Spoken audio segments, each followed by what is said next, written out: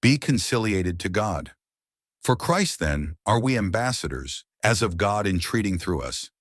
We are beseeching for Christ's sake, be conciliated to God. 2 Corinthians 5:20. Is God entreating me to be at peace with him? I thought he was angry with me because of my sins. Not so. God in his fathomless grace condescends to do all the entreating now. Don't drown out his entreaties with your pleadings for forgiveness, for he gives you his word that your sins have been already taken care of once and for all by the Savior, Christ Jesus, who died for you on the cross. But how can I be sure? Your salvation is guaranteed by the fact that God raised him from the dead. God's word assures us that Christ was given up because of our offenses and was roused because of our justifying. Romans 4:25, Concordant version. Your faith in these facts is all that really matters.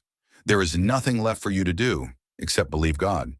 Yet to him who is not working, yet is believing on him who is justifying the irreverent, his faith is reckoned for righteousness. Romans 4:5. For in grace are you saved, and this is not out of you. It is an outright gift, not based on anything which you may do, but based on his love for you. These things are so, lest anyone should be boasting. For his achievement are we. Ephesians 2:6-10. If your faith is genuine, this is only because you have been graciously granted, for Christ's sake, to be believing on him. Philippians 1:29. The Lord Jesus did not merely offer you a chance to believe. No, he cares so much for God's chosen ones that he provides for them ever so much better than that. Besides, before you had the Spirit, you were not able to know concerning spiritual things. 1 Corinthians 2:14. And when God called you, he was quite as able to unveil his Son in you as he was in Paul. Galatians 1:15-16.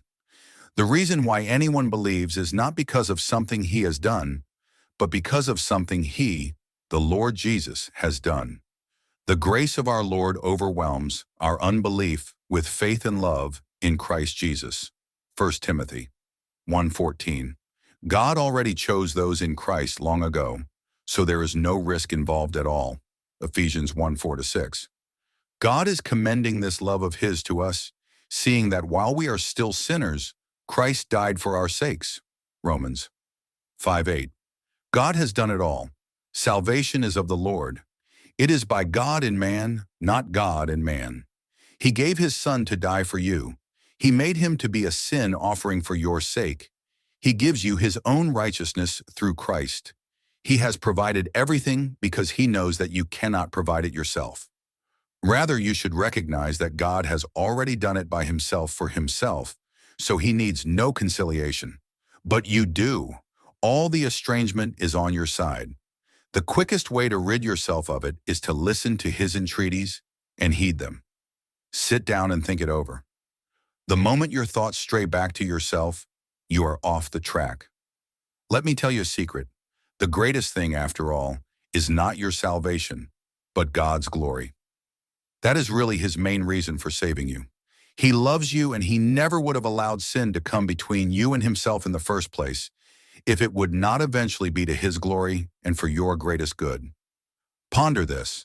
God is actually entreating you to be conciliated or at peace with him. He has done everything necessary to justify you so that you may walk boldly into his presence. Romans 5:1-2.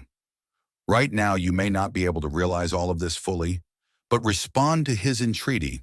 Be conciliated to God, and thank him for his unspeakable gift. For Christ, while we are still infirm, still in accord with the era, for the sake of the irreverent, died. Romans 5:6. God is commending this love of his to us, seeing that, while we are still sinners, Christ dies for our sakes. Much rather than, being now justified in his blood, we shall be saved from indignation through him. For if, being enemies, we were conciliated to God through the death of his Son, much rather being conciliated, we shall be saved in his life. Yet not only so, but we are glorying also in God, through our Lord Jesus Christ, through whom we now obtain the conciliation. Romans 5:6, 8-11. Author: A. E. Nock, published by Concordant Publishing Concern, All rights reserved. Concordant.org.